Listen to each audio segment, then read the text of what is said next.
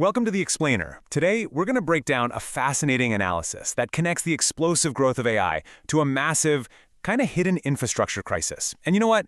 This crisis is creating one of the most interesting business opportunities on the planet right now. So what do you think is the biggest roadblock for the whole AI revolution? It's probably not what you think. It's not a shortage of genius coders, and it's not even a lack of those super powerful processing chips. The real bottleneck is something way more fundamental, something we pretty much all take for granted. It's power, pure raw electricity. And to really wrap your head around the scale of the problem, you just have to look at these numbers. A rack of servers in a traditional data center, it might pull, say, 5 to 10 kilowatts, but a single rack of the latest AI hardware, it can guzzle up to 100 kilowatts. That's a tenfold increase in power density, and is creating an absolutely unprecedented demand for electricity. And that number right there, that's the core of the crisis, 7 years. Yeah, according to the analysis we're breaking down, that's the average wait time for a major new data center to get a big connection to the traditional power grid. In the world of AI, where huge breakthroughs happen in months, 7 years, well, it's an eternity. Okay, let's dive into this because this is where it gets really interesting. AI's exponential growth is moving at the speed of light, but our physical power grid, it's moving at a snail's pace. And this mismatch has created a massive traffic jam for electricity, and the utilities, well, they just can't keep up. The grid we have today just wasn't built for this. I mean, getting new high-voltage transmission lines approved can take a decade. There are global shortages of basic stuff like transformers. And we're not talking about small power requests here. A single AI campus can demand up to a gigawatt of power. That's enough to run a small city. The result? Key data center hubs are literally running out of juice. But this crisis, this massive bottleneck, has created an incredible economic opportunity. The report we're drawing from calls it the time-to-power arbitrage, and it's a situation where the single most valuable commodity for tech giants isn't silicon or data, it's speed. So here's the crucial point. Companies building the future of AI are in a frantic race against time. They are now willing to pay an enormous premium to get the power they need now, instead of waiting years and losing that critical competitive edge. The ability to deliver power quickly has become a product in and of itself. This is what that 7-year traffic jam looks like in the real world. You've got years spent just on permits, then engineering, then sourcing parts and construction, all before a single electron even flows. It's a timeline that is completely, fundamentally out of sync with the speed of technology. Now, check out the contrast here. It's pretty wild. This analysis focuses on Bloom Energy, a company that can essentially build a private power plant directly on the data center's property. They can deliver hundreds of megawatts of power in under a year, completely bypassing that grid bottleneck we were just talking about.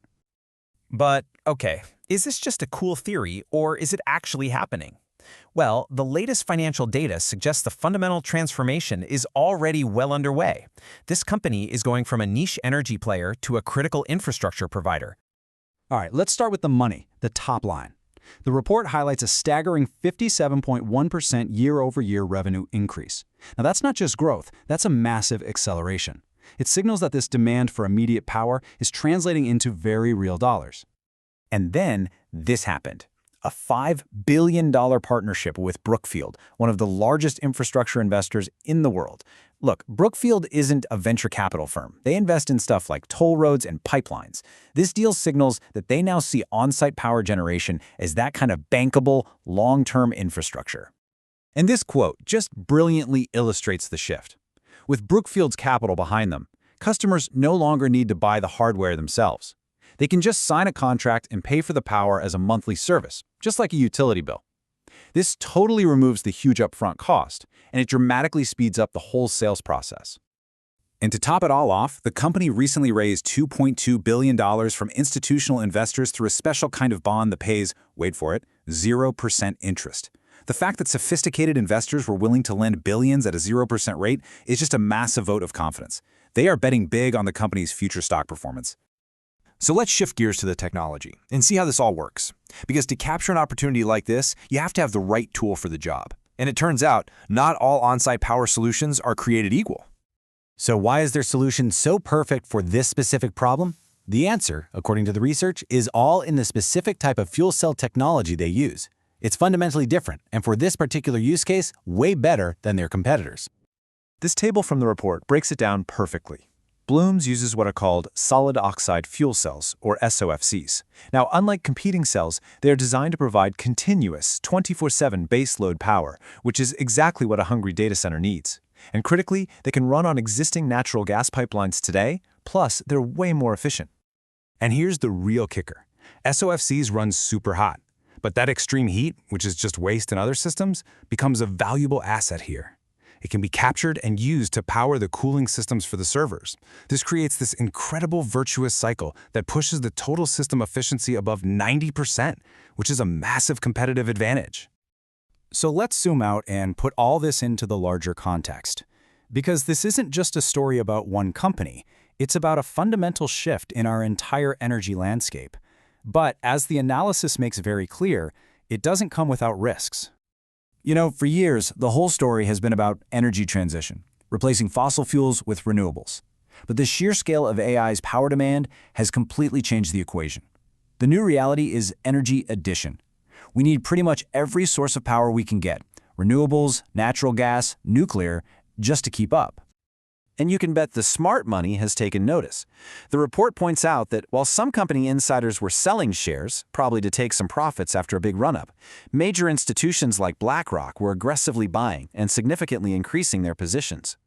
However, let's be clear, the analysis says this is not a sure thing. The company absolutely has to execute flawlessly on a massive manufacturing ramp-up.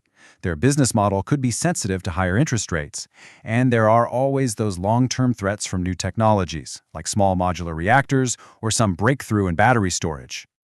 But the core takeaway from this really deep analysis is that the company has crossed a crucial threshold. It's no longer just some speculative science project hoping for a hydrogen future. It's now being valued as a critical infrastructure provider for the digital age that's unfolding right now, today. And that leaves us with a final, really provocative thought. As artificial intelligence builds the digital world of tomorrow, are we quietly witnessing the creation of an entirely new, decentralized power grid built specifically to fuel it? The answer to that could reshape our energy landscape for decades to come.